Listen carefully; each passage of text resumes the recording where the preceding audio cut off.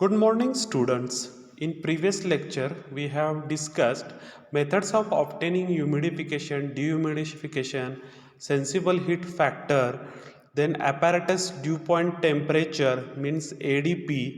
Next, we have discussed the bypass factor, efficiency of heating and cooling coil. Then we have discussed the cooling and dehumidification. In today's lecture, we are going to be discuss the cooling and adiabatic humidification process. As we know that by spraying the water at temperature higher than that of dew point temperature, which is we are generally denoted by TDP of the air, and lower than the dry bulb temperature, that is TDB, into the air path, the cooling and the humidification we can achieve in such way. So the cooling and humidification process is called evaporative cooling process. Air is passed through freshwater air washer, and the water is neither cooled nor heated, and the continuously recirculating water through the spray bank in air washer will soon attain a temperature equal to the wet bulb temperature of air entering. If you see in this figure, you can observe that the temperature of water will remain constant, as well as as we can see, as the wet bulb temperature of entering does not changes, since the wet bulb temperature of air is always higher than the dew point temperature, and the water spraying temperature will be higher than the dew point temperature of the air. Now the water temperature does not changes, it can neither add nor remove the heat. So the water temperature higher than the dew point temperature means the vapor pressure of the air washer is the higher than the vapor in the air. So the evaporation of water takes place by adding the moisture to the air stream. So you can observe here the water temperature is lower than the dry bulb temperature of air, and there is some sensible cooling and the drop in the dry bulb temperature of air. But the heat lost by the air in sensible cooling is equal to the latent heat gained by the addition of water vapor to the air. Now the air has surrendered its sensible heat of evaporation of the water, and thus gain back whatever the heat has been you can surrendered in the content of air. So there is no change in the total heat content of the air passing through the washer through the proportion of sensible heat, and the latent heat changes.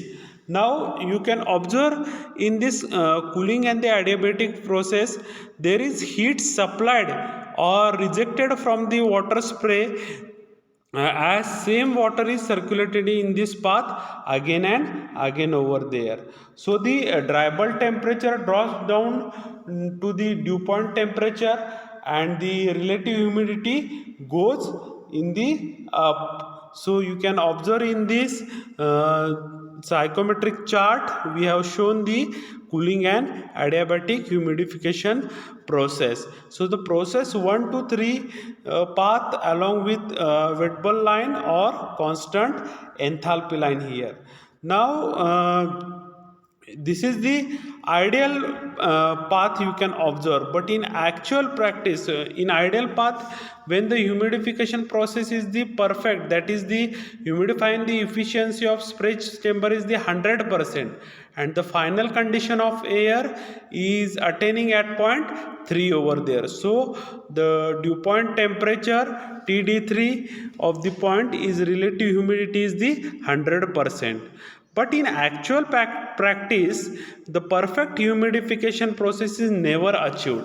So therefore, the final condition of air outlet is represented by point 2 over there. So which is lies on the point 1 to 3. Now, the air passing through the air washer should be minimum cooling over there, and it own the wet bulb temperature. So, the difference between the dry bulb temperature of the entering and leaving air should be equal to the wet bulb depression of the entering air. So, but no air washer is 100% efficiency. So the efficiency of air washer therefore is the ratio of actual drop of dry bulb temperature and the passing we are saying that the ratio of actual drop of the dry bulb temperature of air passing through the air washer to the wet bulb depression of the air entering. So we can write over here the efficiency of the this process, that is the cooling and adiabatic humidification process.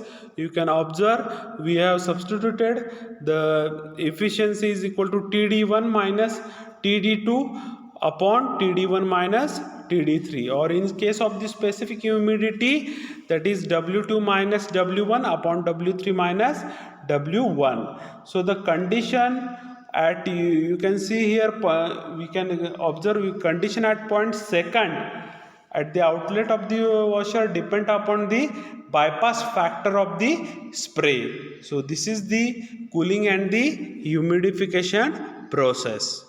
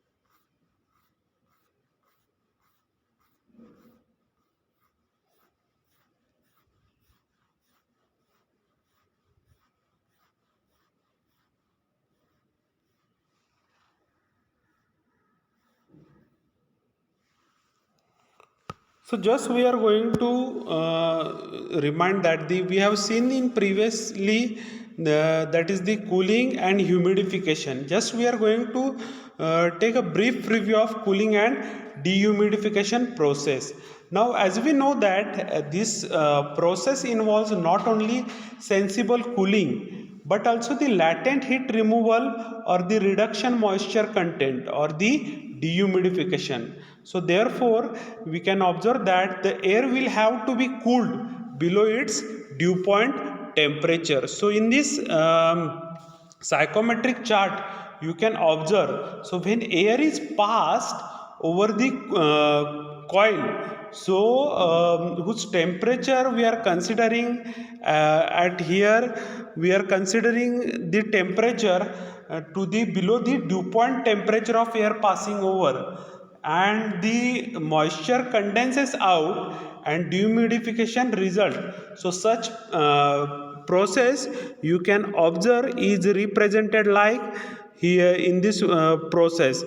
So in this process we can saying that the passing through the cooling apparatus, it is to be expected that the air after the process should be saturated condition at point second, but this not depends upon the effect of the bypass factor.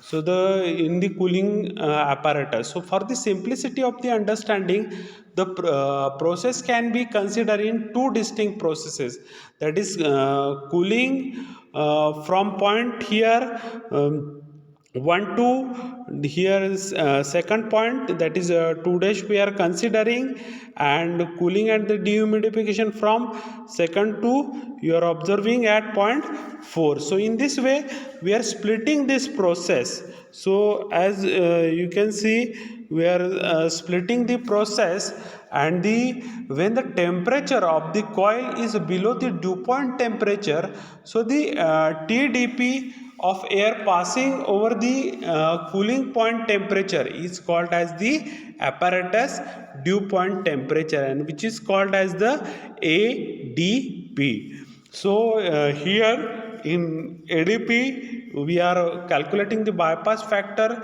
by here ADP we are calculating by the process. See here, bypass factor is TD2 for this process minus ADP upon TD1 minus ADP. So the bypass factor here we can calculate also W2 minus W4 upon W1 minus W4. This is the specific humidity at respective points, or in case of the enthalpies or total heat whenever we are considering, it is the it is the H4 minus H2 upon H1 minus H2. So we are finding that dehumidifiers, so refrigerator, evaporator coil or chilled water coils, and second is the chemical dehumidifiers and the which are the absorbent type or the adsorbent type. So the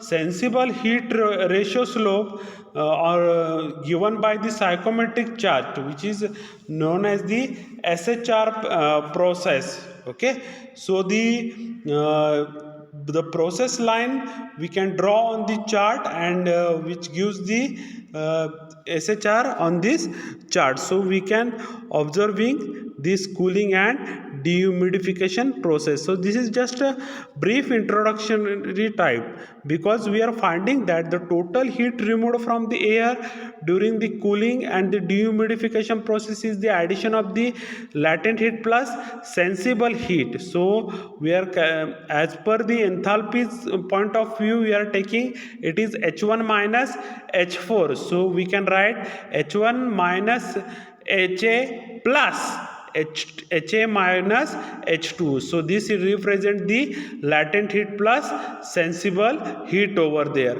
So sensible heat factor we are taking as a sensible heat upon the total heat, and the sensible heat upon the total heat means latent heat plus sensible heat. So we are substituting. So sensible heat factor we are getting that the HA minus H2 upon H1 minus H2. So in this way